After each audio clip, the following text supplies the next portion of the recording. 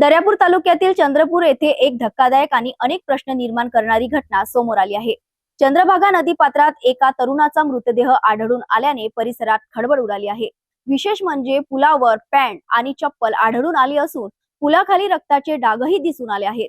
त्यामुळे हा अपघात आहे की घातपात याबाबत अनेक तक्रार लावले जात आहेत।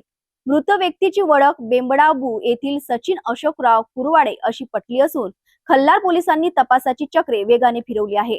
दर्यापूर तालुक्यातील खल्लार पोलीस स्टेशन हद्दीतील चंद्रपूर गावाजवळील चंद्रभागा नदीपात्रात शनिवारी सकाळी एका तरुणाचा मृतदेह आढळून आल्याने खळबळ उडाली। स्थानिक युवक आपल्या शेळ्या नदीपात्रात चारण्यासाठी घेऊन गेले असता त्यांना पाण्यामध्ये एक मृतदेह तरंगताना दिसला। त्यांनी तातडीने गावातील पोलीस पाटील यांना माहिती दिली। त्यानंतर खल्लार पोलिसांना घटनेची माहिती देण्यात आली। माहिती मिळताच खल्लार पोलिसांचे पथक घटनास्थळी दाखल झाले आणि पंचनामा करण्यास सुरुवात केली। मृतदेह पाण्याबाहेर काढल्यानंतर त्याची ओळख बेंबडा बुद्रुक येथील रहिवासी सचिन अशोकराव कुरवाडे अशी पटली। मात्र या घटनेतील अनेक बाबी संशय निर्माण करणाऱ्या आहेत।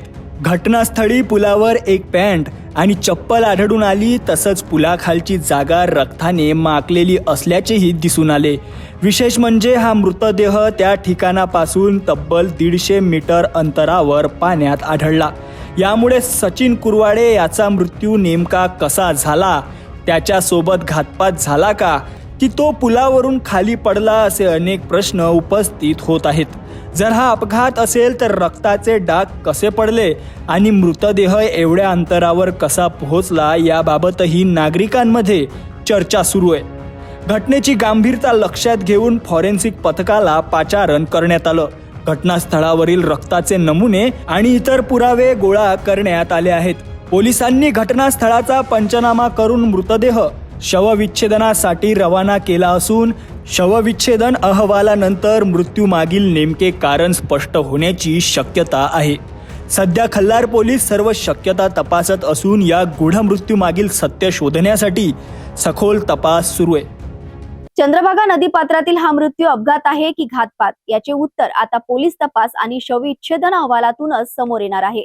मात्र पुलाखाली रक्ताचे डाग, घटनास्थळी सापडलेले साहित्य आणि काही अंतरावर मिळालेले मृतदेह यामुळे या प्रकरणाचे गूढ अधिकच वाढले आहे।